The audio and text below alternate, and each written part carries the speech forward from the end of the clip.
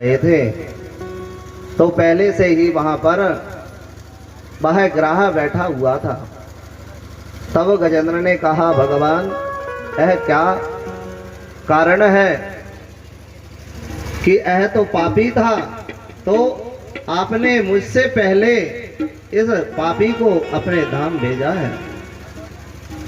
तब ठाकुर जी ने कहा कि आप मेरे भक्त हो और जो भी मेरे भक्त को चाहता है या पैर पकड़ता है, जो ठाकुर जी का भक्त होता है, उसके यदि दूसरा व्यक्ति पैर भी पकड़ लेता है तो उसका उद्धार मैं पहले करता हूं। जैसे कहीं भी धार्मिक कार्य हो रहा है उसमें हम सही कर देते हैं, तो जो कार्य जो भागवत जो करा रहा है उस पर तो बाद में ठाकुर जी की कृपा होगी, पहले किस पर होगी? जो सहयोग कर रहे हैं।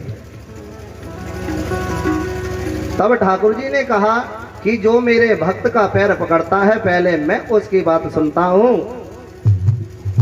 और फिर मैं अपने भक्त की बात सुनता हूं, किसी की भी चिंता नहीं करता हूं। ठाकुर जी ने मध्य रात्रि में माता लक्ष्मी को भी त्याग दिया, गरुड़ जी को भी त्याग करके गजेंद्र की रक्षा करने के लिए आए। और महाराज हमारे जो जीवन में जैसा भी घटित होता है वह यदि अच्छा घटित हो जाए तो हम कहते हैं हमने किया है, और यदि बुरा हो जाए तो कहते हैं भगवान ने किया है। हम सभी के पास कुछ न होगी, उस जमीन में हम गेहूं बोते हैं, चना बोते हैं, मटर भी बोते हैं, खेती करते हैं, और हमने खूब मेहनत की फसल में एक बीघा में एक बार 18 कुंटल हो गए तो पूरे गांव में नगर में कहेंगे कि हमने दिन भर मेहनत की, रात भर मेहनत की, ऐसी दवाई छिड़की, 4 बार पानी दिया, तब जाकर के 18 कुंटल गेहूं हुआ है। और महाराज अगले वर्ष आपने वही मेहनत की, 4 बार पानी दिया, दवाई छिड़काव किए, पर उसमें एक बीघा में ही 1 कुंटल भी नहीं निकला। तब हम कहते फिरते हैं कि भगवान ने अच्छा नहीं किया है और भगवान को दोषी देते हैं। जब भगवान ने आपके ऊपर कृपा की थी, 18 कुंटल निकलवाया था 1 बीघा में, तब तो आपने अपनी प्रशंसा की, और बुरा हो गया तो भगवान ने किया है। पर हम यह नहीं सोचते कि जो होता है अच्छे के लिए ही होता है। हमारे जीवन में जो भी घटित हो रहा है वह अच्छे के लिए हो रहा है। कैसे? एक बार महाराज राजा अकबर और बीरबल दोनों शिकार खेलने के लिए जा रहे थे। तो जैसे ही जा रहे थे तो राजा अकबर का अंगूठा कट जाता है तलवार जल्दी जल्दी निकालने में, तो बीरबल हंस जाते हैं। अब जैसे ही हंसते हैं तो राजा को क्रोध हो जाता है, और राजा क्रोधवश बीरबल से कहते हैं मेरा अंगूठा कट गया है तलवार निकालने में और तुमको हंसने की पड़ी है, तुम मेरे सच्चे मंत्री नहीं हो सकते हैं। और महाराज मंत्रियों को बुला करके, सैनिकों को बुला करके राजा अकबर ने बीरबल को कहा कि जब तक मैं शिकार खेलने के लिए जा रहा हूं और जैसे ही शिकार खेलने के पश्चात मैं अपने घर को आऊं, महल को आऊं, तो मुझे बीरबल को जब तक इतना मारो और प्रातः काल होते ही इसको फांसी पे लटका देना, क्योंकि मेरा दुख मुझे हो रहा है और इसको मस्ती की पड़ी है। मेरा दुख तो बांटने में ये काम आ नहीं सकता है, तो ऐसा मंत्री रख के मैं क्या करूंगा। अब राजा अकबर की बात सैनिकों ने मानी और बीरबल जी को कारागार में डाल दिया और कोड़े मार रहे हैं, क्योंकि राजा की आज्ञा है और राजा शिकार खेलने के लिए वन को जाता है। अब राजा शिकार खेलते खेलते घने वन में चला गया और वहां अंधेरा हो जाता है। तभी वहां के जंगल के जो वासी हैं भील, उन्होंने देखा कि कोई मनुष्य, कोई राजा हमारे सीमा के नजदीक आ गया है, आज हमारा जश्न मनेगा, क्योंकि उस दिन उनका त्योहार था कि हमको एक इंसान की बलि चढ़ाना है, तभी जश्न का प्रारंभ करेंगे। तब वह अकबर को देखते हैं और देखते देखते उन भीलों ने जाल बिछाया और उस जाल में अकबर को पकड़ लेते हैं।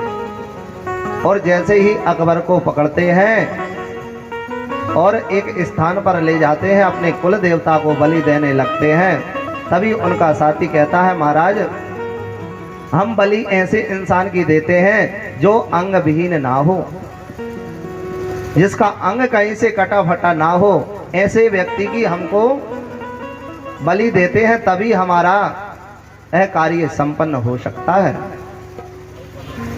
तब उन भीलों के मंत्रियों ने कहा कि महाराज यह भी तो ठीक है। तब एक भील ने देखा कि महाराज इनका तो अंगूठा कटा हुआ है, इनकी हम बलि नहीं दे सकते हैं, हमारे कुल देवता इनकी बलि स्वीकार नहीं करेंगे, इनको छोड़ देते हैं। तब महाराज अकबर को छोड़ देते हैं। वह अकबर ने सोचा कि मैंने कहा मेरा प्रिय मंत्री बीरबल को आज वह मेरे ही सैनिक फांसी दे देंगे प्रातः काल होते हुए, इसलिए मैंने उसके साथ अच्छा नहीं किया है, मुझे जल्दी जाना चाहिए, उसकी जान बचाना चाहिए। तब वह अकबर दौड़ते दौड़ते भागते भागते अपने महल के करीब आ जाता है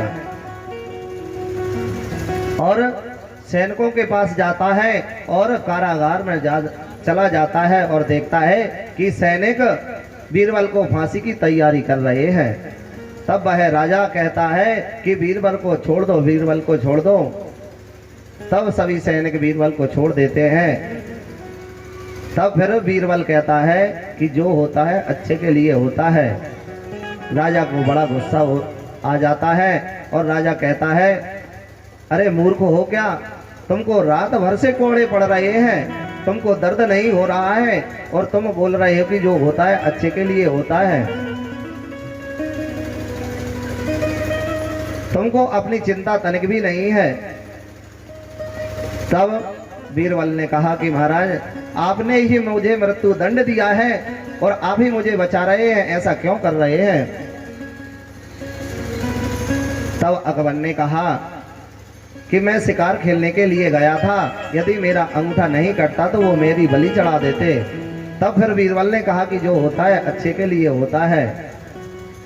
तब राजा को गुस्सा आता है, बीरबल से कहते हैं कि बीरबल अभी भी तुमको दर्द नहीं हो रहा है, अभी भी तुम एक ही बात पर अड़िग हो कि जो होता है अच्छे के लिए होता है, ऐसा क्या हुआ।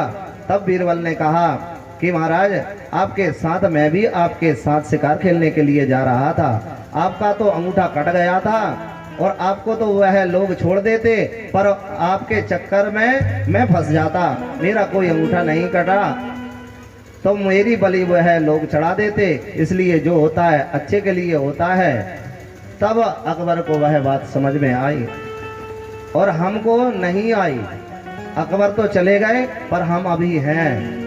तब भी हमको आ नहीं रही समझ में कि हम हमारे जीवन में भटकते रहते हैं और हम की मन की इच्छाओं के अनुभूत कार्य करने का प्रयास करते हैं, पर वह प्रयास हमारा विफल हो जाता है, क्योंकि जो ईश्वर हमको देता है उसी में हम संतुष्ट नहीं रह सकते, तो संसार के किसी भी सुख में हम जीवित और सुख नहीं भोग सकते। इसलिए जो व्यक्ति समझ जाता है कि जो होता है हमारे जीवन में वह अच्छे के लिए होता है, बुरे के लिए कभी नहीं होता है।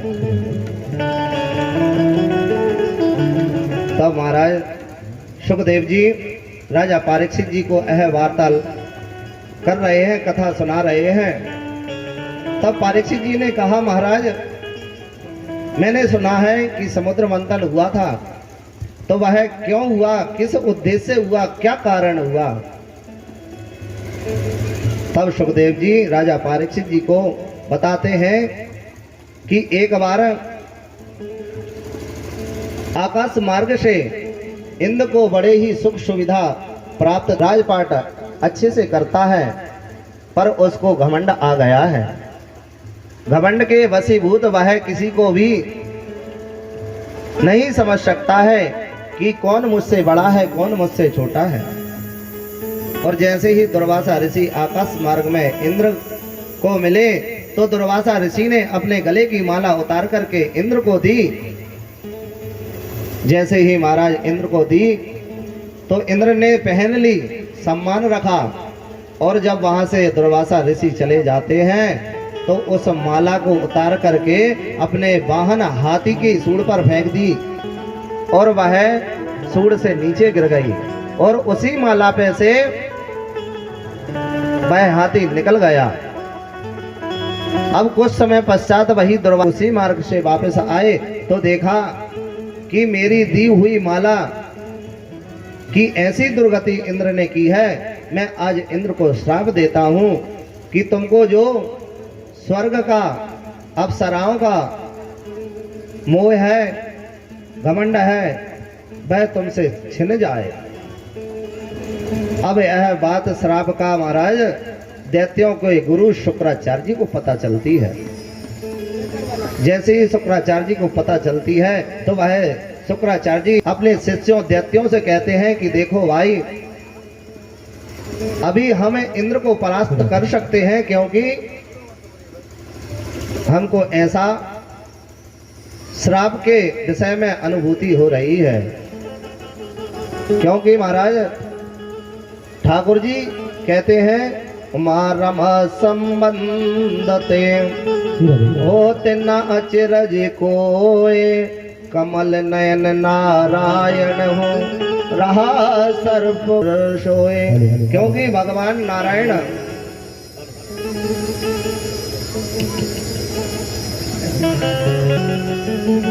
जुमा पे राधा राधा राधा राधे। हमारे बीच में महाराज संजू यादव जी पधारे हुए हैं, बड़ा ही अमूल्य समय लेकर के, और जहाँ भी कथा होती है उस कथा में सहयोग भी करते हैं। हर जगह जब भी कथा या भंडारे की बात हो तो एक बार बोलने की आवश्यकता रहती है, वह तत्पर खड़े रहते हैं। ऐसे भक्त ठाकुर जी के हमारे बीच में उपस्थित है। हम सभी भक्तजन करतल ध्वनि से इनका स्वागत करें। बोलिए वृंदावन बिहारी लाल की जय हो। जुमा पे राधा राधा राधा नाम हो जाए, जुमा पे राधा राधा राधा नाम हो जाए, कि दूरी को चेगा